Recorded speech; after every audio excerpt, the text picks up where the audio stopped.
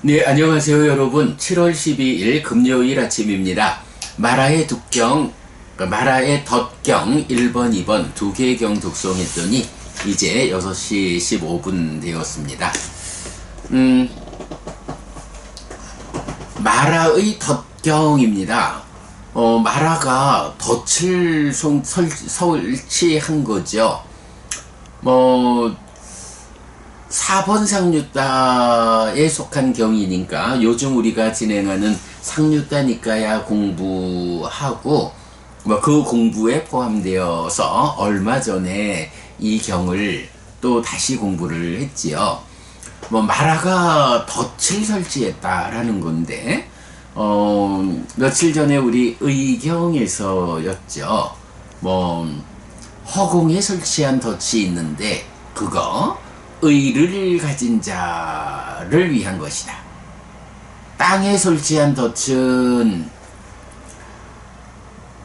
땅 짐승을 위해서 잡기 위해서 설치한 거고, 그러니까 땅에서 움직이는 짐승들을 잡기 위해서 설치한 거고, 강에 설치한 덫, 그물은 물에서 움직이는 물고기들을 잡기 위해서 설치한 것이죠. 그런가 하면 허공에 설치한 덫이 있는데 이때 움직이는 것은 의를 가진 자다 라고 해서 움직이는 자를 잡기 위한 건데, 하늘에 설치한 덫이 잡기 위한 움직이는 자는 누구냐? 바로 의를 가진 자다. 마음이 몸과 함께 인식하고 행위하는 그 영역에 속한 중생들이다. 요런 부분도 이제 우리가 살펴봤지요.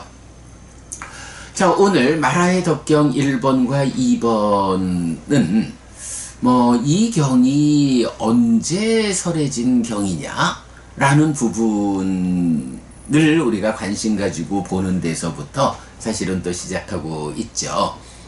마라의 덕경 2번은 전도선언을 담고 있어요. 그리고 그 전도선언 안에서 부처님이 나도 신과 인간의 모든 덫에서, 즉 마라가 설치한 그 덫에서 벗어났고 그대들도 신과 인간의 모든 덫에서 벗어났다 라고 해서 이 함께하는 다섯 비구가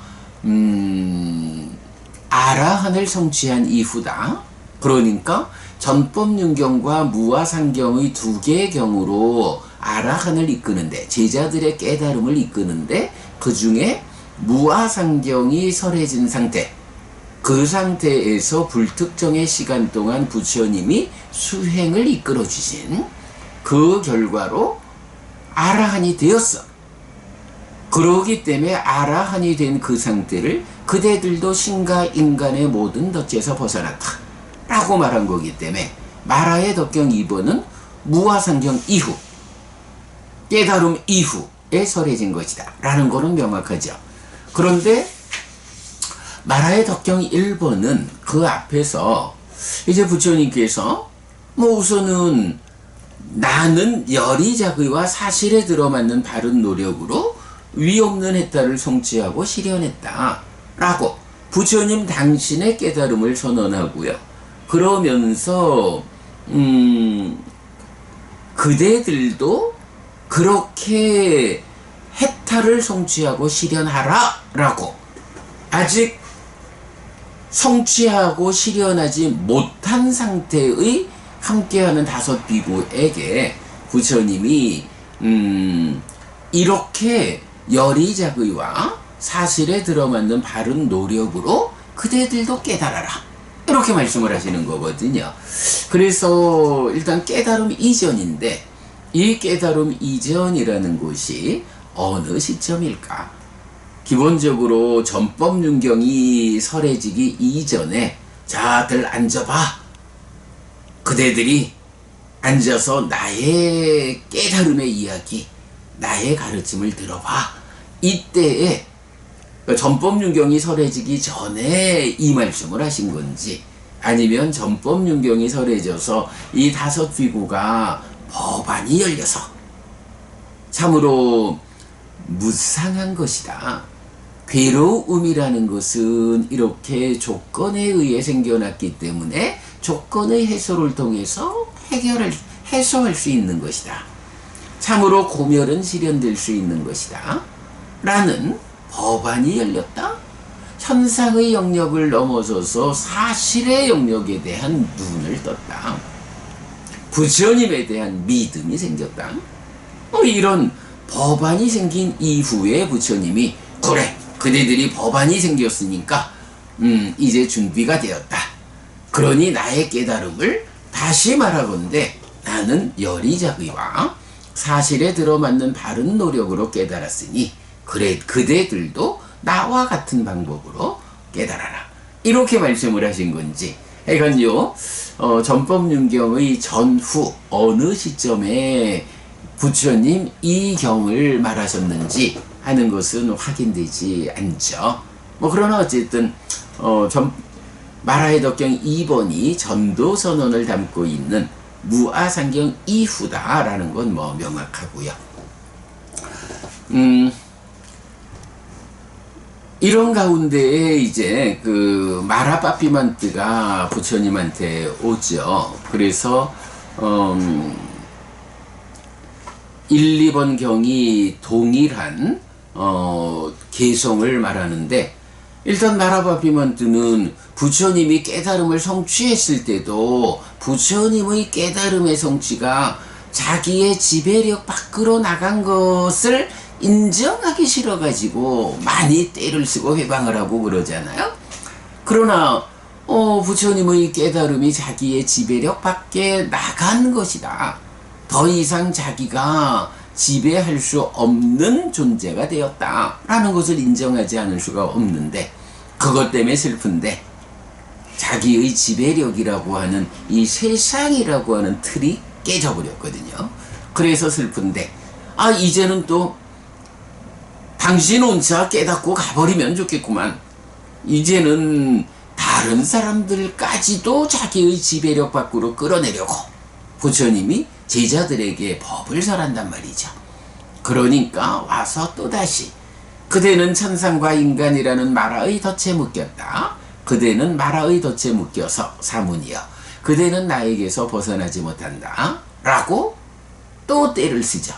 그러나 부처님, 나는 천상과 인간이라는 마라의 덫에서 벗어났다. 나는 큰 덫에서 풀려났다. 죽음의 신이여 그대는 파괴되었다. 라고 하는 나는 그대의 지배력 밖으로 나와버린 사람이야. 더 이상 그대가 나를 구속할 수 없어. 그리고 내가 이제 이렇게 법을 설하니 내가 설하는 법에 의해서 바르게 깨달아서 나의 깨달음을 재현하는 나의 제자들도 그들도 또한 그대의 지배력 밖으로 나올 것이요. 내가 할 일이 그거요. 마라빠피만트 그대의 지배력을 내가 인정해 줄 수 없어. 내가 벗어났듯이 나의 제자들도 나의 깨달음을 재현함으로써 그대의 지배력 밖으로 나올 것이요. 이렇게 답변하는 거죠. 그랬더니 마라빠피만트 세존이 나를 알았다, 선서가 나를 알았다 라고 괴로워하고 슬퍼하면서 거기에서 사라졌다. 이렇게 이제 동일한 모습을 보여주죠. 자, 보니까 지난번 초기불교 백일법문에서 많은 이야기를 자세히 정리를 했더라고요. 오늘은 1번과 2번 경에 대한 초기불교 백일법문의 정리 내용 소개해 드리는 것으로 공부 진행하도록 하겠습니다. 자, 초기불교 백일법문 마라의 덕경 1 마라 열의작의 지와견 해서 작년 6월 1일 날 공부했습니다. 1. 경이 설해진 시점. 이 경은 전법륜경을 설하기 전에 운을 떼며 설한 것인지 아니면 전법륜경을 설한 이후 무아상경을 설하기 전에 주제의 전환을 위해 설한 것인지 확정되지 않지만 최소한 무아상경이 설해지기 이전에 설해진 것으로 시점을 말할 수 있습니다. 2. 마라 자, 마라라는 존재죠. 내면의 오염원 정도로 해석하지 않아야 합니다. 소유 영역의 지배자 또는 존재 영역의 지배자로 나타나는데 중생의 삶의 영역, 즉 세상에 보이지 않는 지배자 정도로 이해할 수 있는 존재가 마라입니다. 눈이 없으면 누가 나를 해치는지, 어떤 길로 가야 안전하고 평화로운 삶이 실현되는지 알 수 없습니다. 그러나 눈을 뜨면, 요게 이제 법안이 생긴다는 의미죠. 눈을 뜨면 마라의 지배를 알고 보게 되어 그 지배에서 벗어날 수 있습니다. 그래서 경은 마라가 세존이 나를 알았다, 선서가 나를 알았다 라고 괴로워하고 슬퍼하면서 부처님에게서 사라지는 장면을 묘사하는데, 마라의 지배에서 벗어나 지배받지 않게 된 부처님이고 이것이 해방의 의미라고 이해할 수 있습니다. 그렇죠. 마라가 저는 덫에 걸려서 마라의 지배력 안에 구속되어 있다가 그 덫을 부수고 그 지배력의 바깥으로 벗어나는 것, 이것이 해방이다 라고 말하면 되겠죠. 그래서 과정을 보면 모르는 삶에서 눈을 뜨고 눈을 떴다라는 게 알아서 보는 것이다, 이런 관계. 그래서 암과 범, 지와견이라는 것이 여실지견 또는 해탈지견 또는 인간의 법을 넘어선 차별적 지와견, 이런 식으로 나타나고 있죠. 마라의 위력에서 벗어나 마라가 볼 수 없는 곳으로 갔다 라고 바로 요 주제를 자세히 설명하는 경이 있는데, 마지막 니까야 25번 미끼경입니다. 그래서 미끼경의 이제 마무리에서는 다시 비구들이여, 비구는 비상비비상처를 완전히 초월하고 상수멸을 성취하여 머문다. 그리고 지혜로서 보아서 번뇌들이 다한다. 이것이 비구들이여, 비구는 마라를 눈이 멀고 발이 없게 만들었다. 마라의 눈을 부쉈기 때문에 빠삐만뜨가 볼 수 없는 곳으로 갔고 세상에 대한 강한 붙잡음을 건넜다라고 불린다. 상수멸을 성취해서 머물면서 지혜로서 보아 번뇌다 하는 이러한 상태, 마라가 볼 수 없는 곳으로 갔다. 세상에 대한 강한 붙잡음을 건넜다. 세상으로부터 해방되었다. 이런 의미 설명하고 있고요. 자, 그 다음에 3번 열이작의 요니서 마나시까라와 사실에 들어맞는 바른 노력 요니서 삼맛바다나로 위없는 해탈을 성취하고 실현했다 라고 말하는데요. 자, 먼저 열이작의라는 것은 인식의 제어죠. 삶의 메커니즘 위에서 두 가지 공동주관의 관점에서 해설되죠. 작의는 삶의 틀을 지시하고, 열이라는 것은 삶의 질, 욕탐을 제어하고 버렸을 때 사실에 들어맞게, 그러니까 사실에 들어맞는 질적 참여에 의해서 작의라고 하는 삶의 골격으로 진행되는 인식이 완전한 인식, 왜곡되지 않은 인식을 하게 되죠. 요거 열이작의다. 그래서 욕탐의 제어와 완성이 열이작의다. 사실에 들어맞는 바른 노력이라는 것은 행위를 제어하는 것이다. 행위의 오염원의 제어의 관점에서 번뇌의 부서짐에 의해 사실에 들어맞는 바른 노력이 완성된다. 이것이 욕탐의 제어의 완성이다. 네, 기본적으로 수행이라는 것이 1차 인식 자리에서 6내입처와 6외입처의 인식작용, 일체라고 부르는 거죠.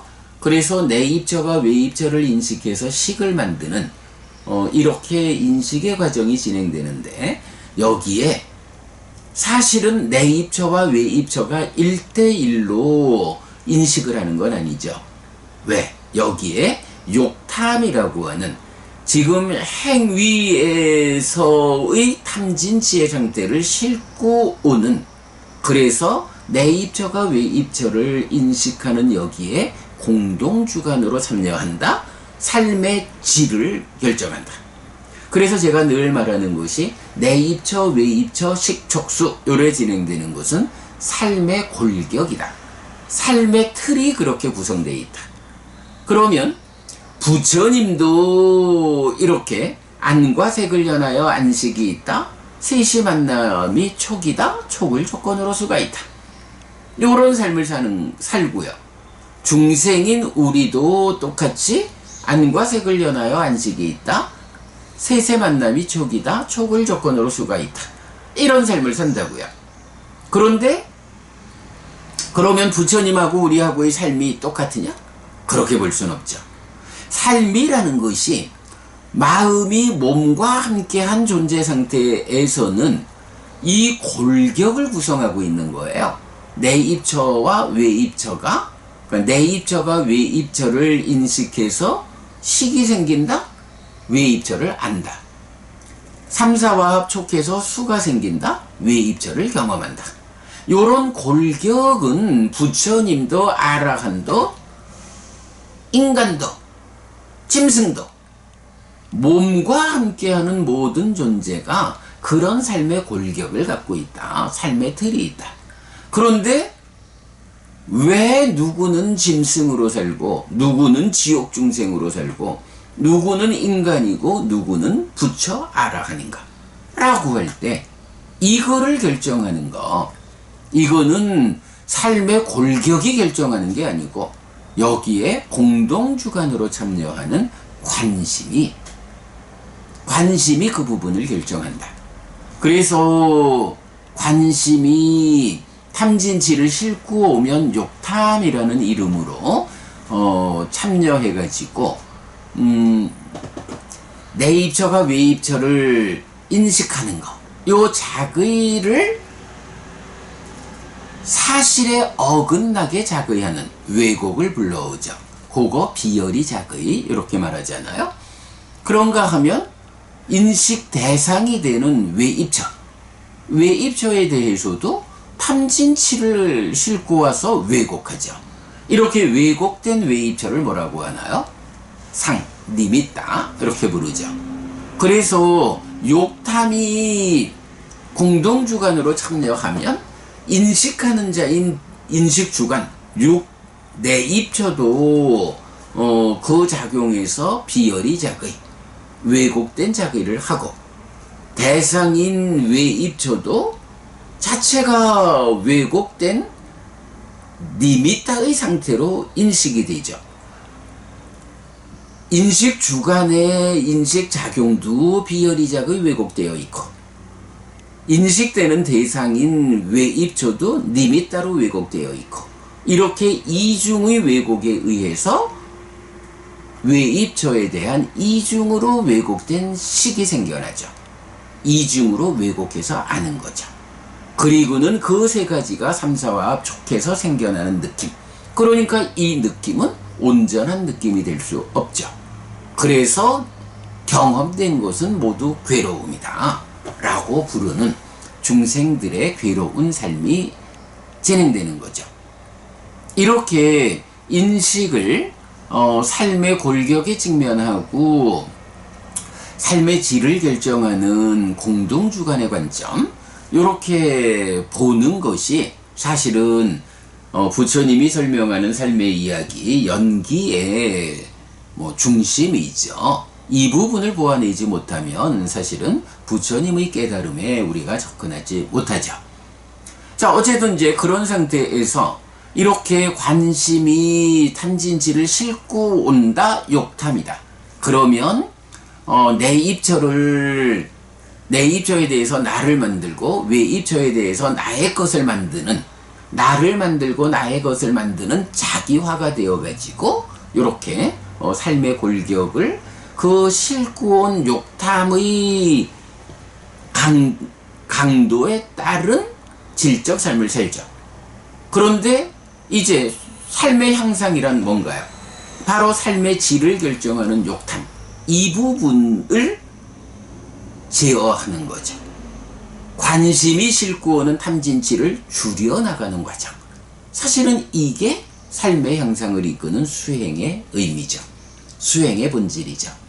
그리고 더 이상 관심이 탐진치를 싣고 오지 않는 데까지를 도달하면 뭐예요? 그게 깨달았다, 아라한되었다. 더 이상 이 삶의 과정에 질적으로 저하를 초래하지 않는다. 그러면 관심에 실려오는 탐진치 때문에 내 입처가 왜곡되어 가지고 비열이 작의하던 데서 이제 비열이 사실에 어긋나게 작의하지 않고 사실에 들어맞는 작의를 하게 되죠. 그거 열이 작의. 그런가 하면 객관인 외입처도 더 이상 왜곡되어서 니미따라고 하는 상태를 보이지 않게 되죠. 그거 아니미타, 무상, 니미따 아닌 상태, 이렇게 설명되죠. 그러면 왜곡되지 않아서 내 입처가 열이 작의하고 외입처 또한 왜곡에서 벗어난 아니미따, 무상의 상태면 왜곡되지 않은 것이 왜곡되지 않은 것을 아는 것으로의 식은 왜곡되지 않은 식이 생겨나죠. 이렇게 왜곡되지 않게 생겨나는 식에 대해서 뭐라고 하나요? 네, 식은 속성이 없고 한계가 없고 모든 관점에서 빛난다 라고, 이런 이중적 왜곡에서 벗어난 식을 그렇게 표현하고 있죠. 그러면 그렇게 3, 4화, 그렇게 왜곡되지 않은 것들로 세 가지가 만나는 촉에 의해서 생겨나는 수는 이제 더 이상 경험된 것은 모두 괴로움이다 라고 불리는 이 괴로움의 영역에 속하지 않는 고멸의 느낌, 해탈된 느낌에서 해탈락, 열반락이 경험되죠. 자, 요렇게 1차 인식의 자리에서 욕탐을 기준으로 수행이라는 것이 정의가 되거든요. 하여간 욕탐, 관심이 탐진치를 싣고 오는 것, 그래서 내 입처 외입처를 왜곡하는 거, 자기화된 거, 요런 거에서 얼마만큼 실려오는 탐진치를 해소하느냐 라는 것으로의 수행, 그 부분을 부처님 열이작의로서 깨달았다 이렇게 말씀하는 부분이죠. 그런가 하면 이제 말은 우리가 탐진치를 싣고 오지 않으면 됩니다. 관심이 탐진치를 싣고 오지 않으면 인식에서 아무 문제가 없어서 해탈락, 열반락이 경험됩니다. 이거 깨달음입니다 라고 말하는데, 그러면 여기서 어떻게 탐진치를 싣지 않고 관심이 올까요? 라는 요 부분에 대해서 또 답이 필요하죠. 부처님이 뭐 그런 답을 배제하고 그냥 탐진치를 싣고 오지 않으면 돼? 요렇게 말씀하시는 분은 아니죠. 그래서 이제 그렇다면 욕탐에서 탐진치를 해소하는 이런 수행의 과정에 완성은 어떻게 되느냐? 어떻게 탐진치를 해소함으로써, 탐진치를 부숨으로써 관심이 탐진치가 없기 때문에 무탐무진 무치의 상태로 공동주관으로 참여하느냐? 이렇게 이제 수행의 자리가 넘어가는 거죠. 그래서 탐진치가 생겨나지 않도록 하는 과정, 그게 뭔가요? 예, 이제 바로 사념초 수행으로 삼매를 성취한다. 유심유사의 삼매, 무심유사의 삼매, 무심무사의 삼매, 뭐 이렇게 해가지고 삼매라는 토대를 갖추고 그 위에서 내적인 심의 삼아 따로 법을 드러나게 하고, 그러면 그 드러나는 법에 무상을 보아내는 법의 윗바다나를 통해서 여실직견하고, 사실은 이 여실직견이 깨달음이죠.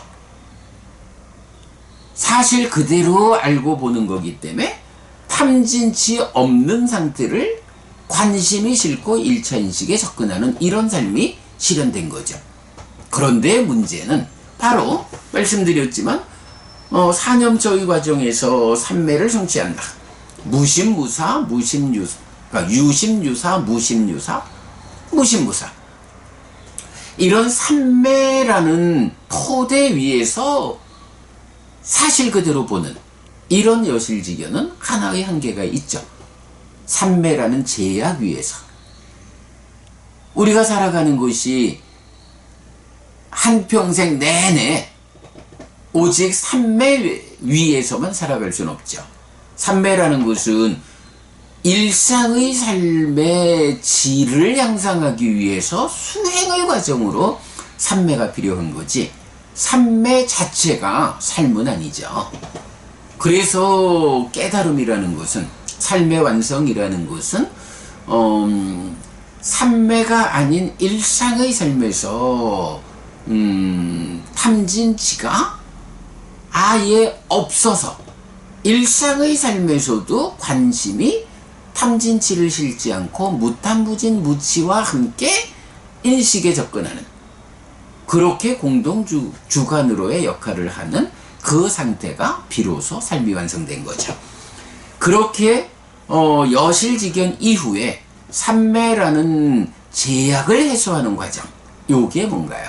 바로 딱가라는 내면에서 사마타 윗바사나로서 번뇌를 부숨으로써 무명이 버려지고 명이 생겨나는, 그러기 때문에 탐도 무탐으로 진도 무치로, 이렇게 무탐무진 무치가 딱가라는 내면에서 완성되죠. 요거 사마타의 과정, 윗바사나의 과정. 이런 과정을 통해서 딱가 안에서 탐진치가 완전히 부서지면 그 딱가로부터 연결되어 나오는 행위 과정이 탐진치 없는 무위의 행, 무위의 업을 짓게 되고, 그런 탐진치 없는 무위의 상태를 순환해서 관심이 실고 인식에 참여할 때, 그때 비로소 비열이 자의는 비로소 멈추고 열이 자의하게 되고, 니미따라는 것이 극복되어서 니미따 아닌 상태로 인식의 주관객관의 골격이 성립하죠. 그러면 그렇게 탐진치의 영향을 받지 않는 이 골격이 내입처가 외입처를 인식해서 식이 생기고 삼사화합 촉해서 수가 생겨나는 요런 과정이 해탈된 삶의 과정이죠. 부처님의 삶이고 아라한의 삶이고, 우리가 아직까지 그런 삶을 실현하지 못한 우리가 지향해가는 깨달음의 삶이죠. 네, 요렇게 이제 부처님, 그래서 이제 요렇게 행위의 영역에서 탐진치를 부숨으로써 욕탐이 해소된 요런 상태를 만드는 것. 예, 딱가의 안과 박, 행위의 영역에서 탐진치를 부수는 이 과정을 뭐라고 말한 건가요? 사실에 들어맞는 바른 노력이다, 이렇게 표현한 거죠. 그리고 부처님, 바로 이런 열이작의 인식에서의 완성, 사실에 들어맞는 바른 노력, 행위에서의 완성, 순환적으로 진행되는 인식과 행위, 이 양쪽 자리에서 결국은 탐진치가 부서졌기 때문에 질적으로 완성된 삶을 사는 것. 요게 내가 깨달은 나의 깨달음이다. 그대들도 나와 같이 열이작의 사실에 들어맞는 바른 노력, 이 두 가지 접근으로 깨달아라. 해탈을 성취하고 실현하라. 이렇게 말씀하시는 거죠. 네, 마라의 덕경 1번에서 사실은 아주 단순하게 열이작의와 사실에 들어맞는 바른 노력 두 가지를 제시하는데, 이게 그대로 삶의 이야기, 수행의 모든 것을 알려주시는 거지요. 자, 그렇게 하고 나면 이제 이어가지고 마라의 덕경 2번에서 동일한 이야기를, 이제 나도 깨닫고 그대들도 깨달았으니 이제 우리가 중생들에 대한 연민을 일으켜서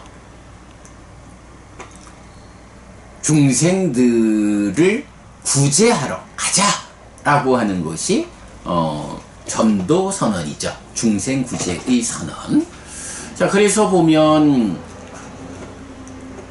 이때 중생구제 또는 구원은 종교인한 배제할 수 없는 역할이라고 해야 하는데 불교적 중생구제의 관점과 방법을 설명하였습니다.